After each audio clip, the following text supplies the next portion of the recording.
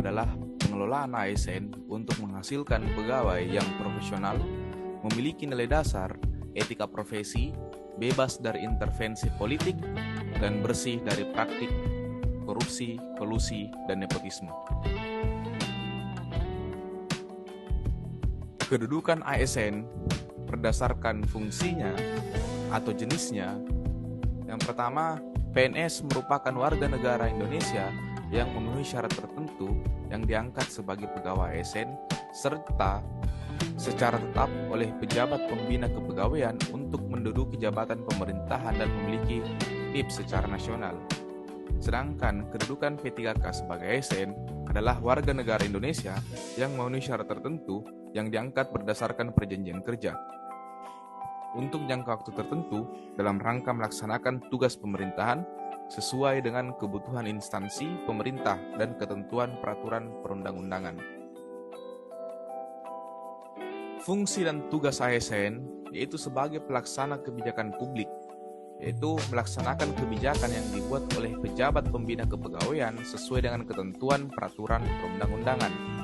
Fungsi yang kedua itu sebagai pelayan publik yang bertugas memberikan pelayanan publik yang profesional dan berkualitas. Dan fungsi yang ketiga yaitu perekat dan pemersatu bangsa yang bertugas untuk mempererat persatuan dan kesatuan negara kesatuan Republik Indonesia. Perlindungan ASN terdapat 4 jenis.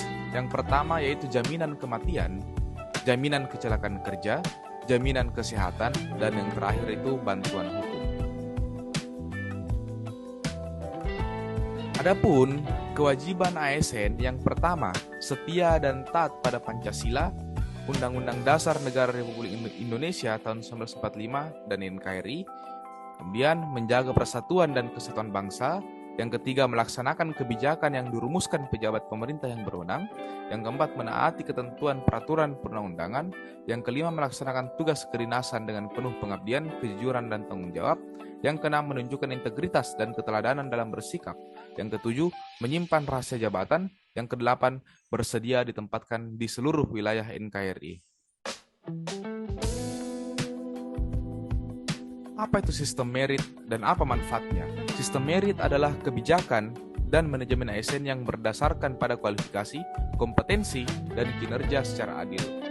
Adapun manfaatnya itu mendukung keberadaan penerapan prinsip akuntabilitas, dapat mengarahkan SDM untuk dapat mempertanggungjawabkan tugas dan fungsinya, instansi pemerintah mendapatkan pegawai yang tepat, kemudian menjamin keadilan dan ruang keterbukaan dalam perjalanan karir pegawai, yang terakhir memiliki kesempatan yang sama untuk meningkatkan kualitas diri.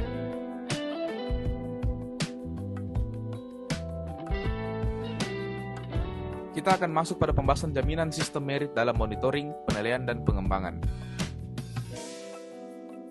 Yang pertama itu pangkat dan jabatan, kemudian pengembangan karir, kemudian mutasi pegawai, dan yang terakhir penilaian kinerja. Nah, aspek kompetensi ada 3. Yang pertama itu kompetensi teknis, kompetensi manajerial, dan kompetensi sosiokultural.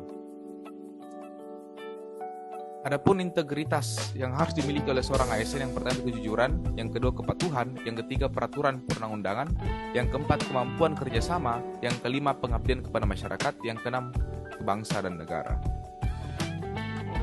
Penggajian dan tunjangan PNS ada 3 itu gaji, terdiri dari gaji, tunjangan kinerja, dan tunjangan kemahalan. Adapun penghargaan yang dapat diberikan kepada seorang ASN itu tanda kehormatan, kenaikan pangkat, kesempatan prioritas untuk pengembangan kompetensi, kesempatan menghadiri acara resmi kenegaraan. Nah, seorang ASN dapat diberhentikan dengan hormat dengan syarat dia meninggal dunia atas permintaan sendiri, mencapai batas usia pensiun, perampingan organisasi, dan tidak cakap, jasmani, dan atau rohani.